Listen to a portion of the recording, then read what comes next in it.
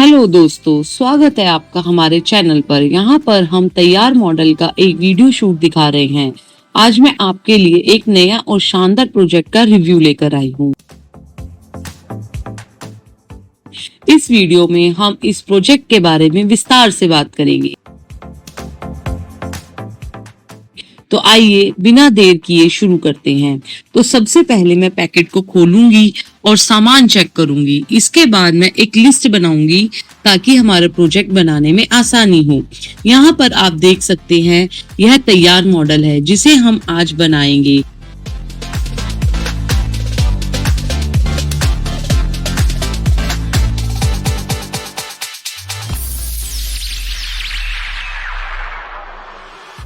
इसके लिए हम कुछ इलेक्ट्रॉनिक कंपोनेंट्स का यूज करेंगे तो बाजार में आसानी से मिल जाते हैं।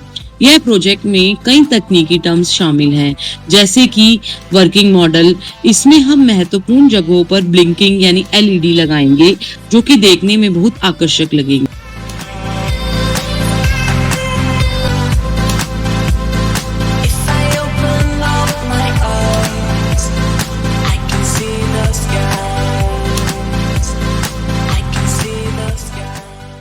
तो चलिए अब हम शुरू करते हैं। कंपोनेंट्स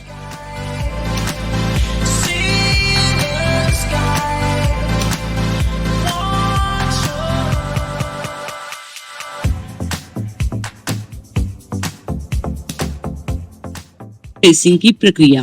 पहले मैं आपको बताना चाहूंगी कि हमारी इस प्रोजेक्ट क्लब में बहुत सारे प्रोजेक्ट्स पर काम चल रहा है और हमारी डेवलपमेंट टीम लगातार इन प्रोजेक्ट्स में सुधार करती रहती है।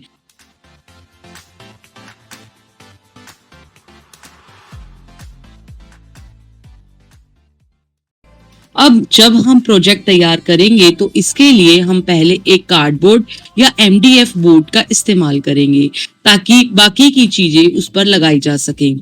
फिर इसे रंगीन कागज और रंगों से सजाएंगे ताकि यह देखने में अच्छा लगे।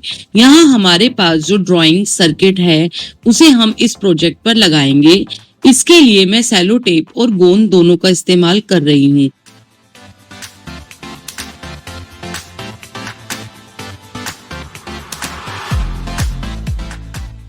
ताकि सर्किट अच्छी तरह से चिपक सके और मजबूत बने। अब हम बॉर्डर पर ड्रिल करेंगे ताकि कंपोनेंट्स को आसानी से फिट किया जा सके। इसके बाद हम वायरिंग करेंगे और सोल्डरिंग वायर का इस्तेमाल करेंगे। ध्यान रखें कि वायरिंग करते वक्त सोल्डरिंग का काम ठीक से हो ताकि कोई भी कनेक्शन ना टूटे।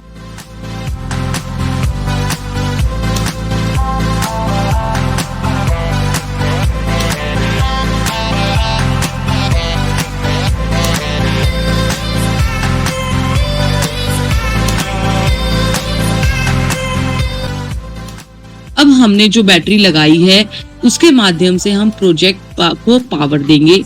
आइए देखते हैं क्या यह काम कर रहा है। वाओ दोस्तों, देखिए यह प्रोजेक्ट बिल्कुल सही तरीके से काम कर रहा है। अब हमारा प्रोजेक्ट तैयार हो गया है। आगे का सारा कार्य अब मेरी सहयोगी आपको समझाएंगी, जो कि एक टेक्निकल टीम से हैं और वो आपको बहुत ही अच्छे से समझाएंगी किस तरह से ये कंपोनेंट्स काम करते हैं। शुक्रिया। Capacitor charge oscillator. देखिए दोस्तों, इसको हमें करने के लिए क्या क्या सामान चाहिए, मटेरियल्स हमें चाहिए। Using NPN transistor BC548, number 2 PNP transistor BC558, number 3 resistance और number 4 capacitor and number 5 DC battery. अब हम बात करेंगे दोस्तों इसकी थ्योरी के बारे में, सिद्धांत के बारे में। देखिए क्या है। कैपेसिटर चार्ज ऑसिलेटर एक ऐसा इलेक्ट्रॉनिक सर्किट है जो कैपेसिटर के चार्ज और डिस्चार्ज साइकिल्स की मदद से ऑसिलेशंस प्रोड्यूस करता है।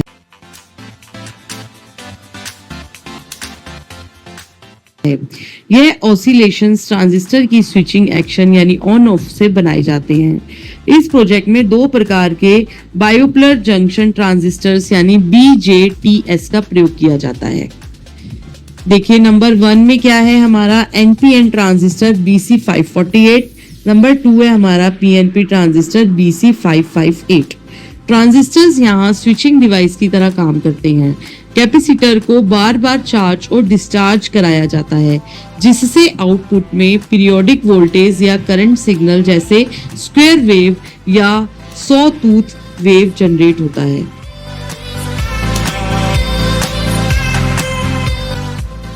रेजिस्टेंस R का काम करंट को कंट्रोल करना और चार्जिंग डिस्चार्जिंग टाइम को सेट करना है। पूरा सिस्टम एक डीसी बैटरी से पावर सप्लाई लेता है। अब देखिए दोस्तों, हम बात करते हैं इसकी वर्किंग की, जिसको मैंने 8 पॉइंट्स में बांटा हुआ है। नंबर 1 पॉइंट है हमारा, सर्किट को डीसी बैटरी से पावर सप्लाई दी जाती है, जैसे 9 वोल्टेज बैटरी। नंबर 2 है, कैपेसिटर शुरू में डिस्चार्ज अवस्था में होता है जब बैटरी से वोल्टेज सप्लाई होती है। कैपेसिटर का एक रेजिस्टेंस R के थ्रू चार्ज होना शुरू करता है।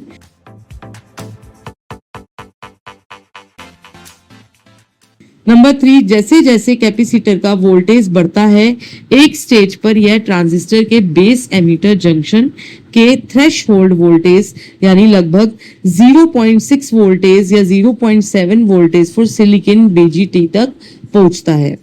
नंबर 4, इसको भी देखिए दोस्तों, मैंने 2 पॉइंट्स में बांटा हुआ है। जब यह वोल्टेज थ्रेशहोल्ड से ऊपर चला जाता है, नंबर 1 पॉइंट NPN ट्रांजिस्टर यानी BC548 कंडक्शन में आ जाता है, ऑन मोड में चला जाता है। Number 2, PNP transistor BC558 complementary तरीके से काम करता है।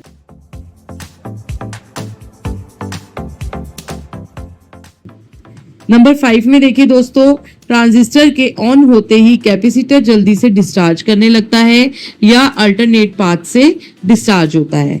नंबर 6, कैपेसिटर डिस्चार्ज के बाद फिर से रिचार्ज होने लगता है। नंबर 7, यह पूरा प्रोसेस बहुत तेजी से दोहराया जाता है, जिससे कंटिन्यूशन ऑसिलेशन प्रोड्यूस होता है। नंबर 8, आउटपुट हम NPN ट्रांजिस्टर के कलेक्ट टर्मिनल से ले सकते हैं, जहां हम पीरियोडिक पल्सेस जैसे स्क्वायर वेव देख सकते हैं।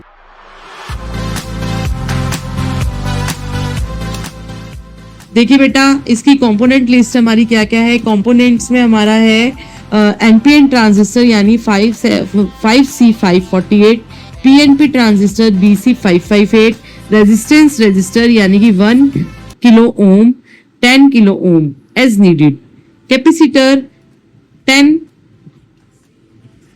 10 microfarad to 100 microfarad as needed. अब देखिए, हमें चाहिए दोस्तों डीसी बैटरी यानी 9 voltage, breadboard plus wires negative. इसमें देखिए अब हमने क्या क्या सीखा दोस्तों। 3 पॉइंट्स हमने मेन इसमें सीखे हैं हमारे को। फर्स्ट पॉइंट है हमारा, चार्जिंग और डिस्चार्जिंग टाइम कांस्टेंट को R इंटू C यानी कि रेजिस्टेंस इंटू कैपेसिटेंस डिफाइन करता है। नंबर 2, फ्रीक्वेंसी ऑफ ऑसिलेशन को एडजस्ट करने के लिए रेजिस्टेंस और कैपेसिटेंस को चेंज किया जा सकता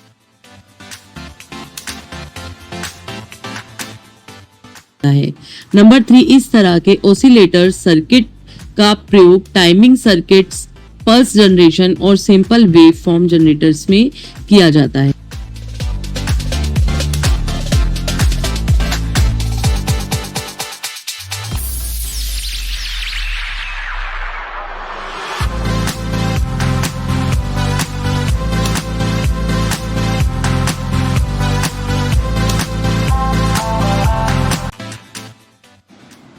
हमने मॉडल के अंदर जिन भी कंपोनेंट्स का प्रयोग किया है वो बिल्कुल नई तकनीक से बनाए गए हैं, ताकि ये देखा जा सके जो भी हम अपने हर मॉडल से एक नया कुछ सीखने को मिलता है कि हम उसमें क्या नया अपडेट कर सकते हैं, जिससे कि हमारी पुरानी त्रुटियां जो भी हैं हम उसको ठीक कर सकें।